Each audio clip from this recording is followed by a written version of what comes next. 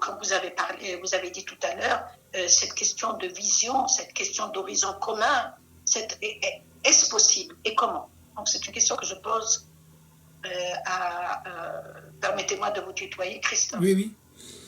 Ben, c'était un des grands enjeux donc en anthropologie du droit, ce dont on s'est rendu compte, c'est qu'un des grands problèmes, on va dire là, je parle des systèmes juridiques plutôt européens, et le laboratoire était en plus francophone, la France comparée à d'autres pays européens, je suis autrichien, est beaucoup plus unitaire. L'Autriche, on a 9 États fédéraux, donc on n'est déjà pas du tout dans le même genre de représentation par rapport au pouvoir et la norme, etc. Mais n'empêche que de manière générale, il y a cette vision d'union. Il y a un État-nation, il y a un système juridique qui, de manière, dans les représentations, mais c'est la Constitution qui est tout au-dessus, il y a les normes fondamentales, et puis tout découle de là. Donc on est dans une vision, d'une part, qui est très, entre guillemets, unitariste, qui ne donne pas beaucoup la place à la différence, et qui est dans une logique, on va dire, d'opposition des contraires.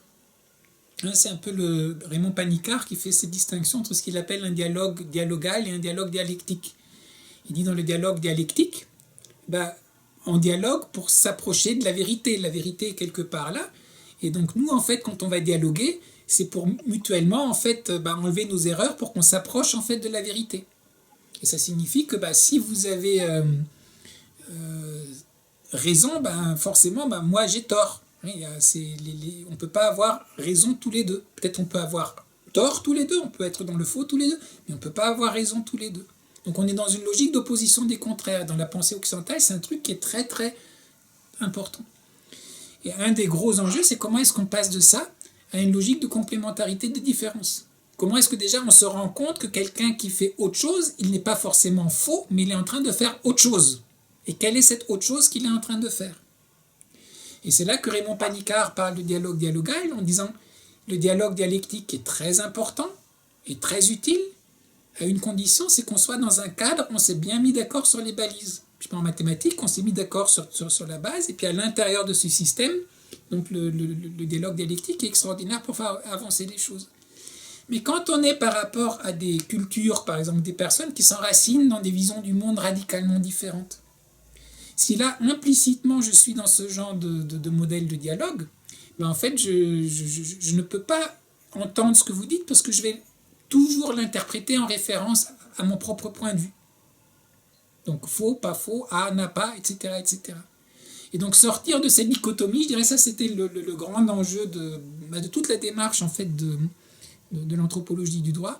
Et c'est ce que j'ai essayé de faire par rapport à ma thèse donc sur le droit. Donc effectivement, on se rend compte qu'il n'y a pas uniquement l'alternative qu'on présente entre universalisme et relativisme. Vous voyez, beaucoup de choses qu'on nous présente. Étienne Leroy appelait ça, à la suite de Louis Dumont, l'englobement du contraire.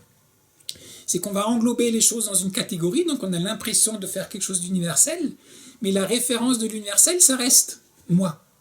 Donc par exemple, où est-ce que vous retrouvez ce genre de choses? Vous trouvez déjà la modernité et la tradition. La modernité, c'est quoi? C'est nous, c'est civilisé. La tradition, c'est quoi? C'est ce qui n'est pas moderne. Donc c'est les autres. Le secteur formel et le secteur informel. Alors le secteur formel, c'est quoi? C'est le truc, je sais pas, le modèle économique. Normalement, l'économie fonctionne comme ça. Et tout ce qui rentre pas là-dedans, c'est le secteur informel. Les pays développés et sous-développés. Il y a les développés, il y a un certain modèle. Puis tous les autres, c'est les sous-développés. Mais on connaît rien, ou en voie de développement. Mais on connaît rien là-dessus. Et donc une des premières choses, mais voilà, donc là je peux juste lancer les mots, mais c'est des longues démarches. C'est patiemment, d'une part, faire attention de déconstruire. Est-ce qu'on est en train de rentrer là-dedans? Est-ce que certaines visions du monde, à la base de la vision du monde, on habite ensemble parce qu'on est complémentaires, et non pas parce qu'on est égaux et pareils. Si on est égaux et pareils, on n'a pas besoin de l'autre. Au contraire, ce qui fait qu'on a besoin de l'autre, c'est parce qu'on est différent. Donc comment est-ce qu'on amène petit à petit cette vision de complémentarité des différences, et quels sont les désarmements culturels, intellectuels, existentiels qu'on doit faire pour le faire? Et une des manières de faire d'Étienne Leroy, c'est de dire à chaque fois qu'on se trouve comme ça dans des oppositions binaires et des trucs comme ça, essayer au moins de voir s'il n'y a pas déjà un tiers à introduire, voire plus. Et rien que par ça, ouvrir déjà et se dire non, il n'y a pas une opposition de ça et ça, il y a une richesse qui est là et qu'on doit découvrir. Et après, quand on commence à rentrer dans le dialogue, parfois on se rend compte que j'ai travaillé avec la FPH, la Fondation pour le progrès de l'homme, la Fondation Charles-Léopold Maillet. Ils avaient fait une charte des responsabilités humaines à un certain moment, avec l'Alliance pour un monde responsable et solidaire. Et comme ils avaient des fonds, ils ont fait traduire en fait cette charte en chinois, en hindi, en beaucoup de langues. Et à l'occasion de cette démarche, ils se sont rendus compte que les mots de base n'allaient pas de soi. Responsabilité, en chinois, c'est quoi? En hindi, c'est quoi? À quoi ça fait référence? Comment on traduit? Est-ce que ça parle ou est-ce que ça parle pas? Ou est-ce que ça dit même l'inverse? Et quels sont les autres mots?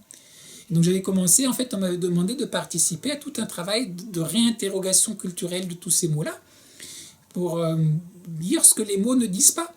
Et donc là, c'était extraordinaire, parce que donc en même temps, donc on s'est donné un horizon, et puis on est parti avec quelque chose, et puis on se rend compte que même le mot le principal, responsabilité et solidarité, qui étaient les deux mots clés, on va dire, de l'édifice, quand on commençait vraiment à en parler, ça n'allait pas du tout de soi. Et puis tout d'un coup, en parlant avec d'autres cultures, je sais pas, avec les Indiens, tout d'un coup, la notion de dharma. On n'a jamais entendu parler de dharma. Alors comment ça se fait qu'on n'a jamais entendu parler de dharma, alors que pour eux, c'est ça qui serait central et équivalent de ça. Et puis vous, par rapport à votre enracinement, vous avez aussi des notions que moi, j'aurais jamais entendues, et qui traduisent pas directement responsabilité, solidarité, etc. Mais vous voyez, après, c'est un grand processus, c'est ce que vous avez tout à l'heure, on peut avoir un processus en ayant confiance. Déjà, si on ose s'ouvrir et partager, et puis ça prend du temps. Alors ça, c'est l'autre grand problème. Est-ce qu'on a le temps? On veut à chaque fois des solutions, on veut des best practices, mais le fait de nouer des relations à long terme pour se connaître, est-ce qu'on a le temps pour ça? Même si elles n'apportent pas directement un avantage ou économique ou social ou quoi que ce soit, mais juste le fait de construire les relations, de nouer, de tisser des liens.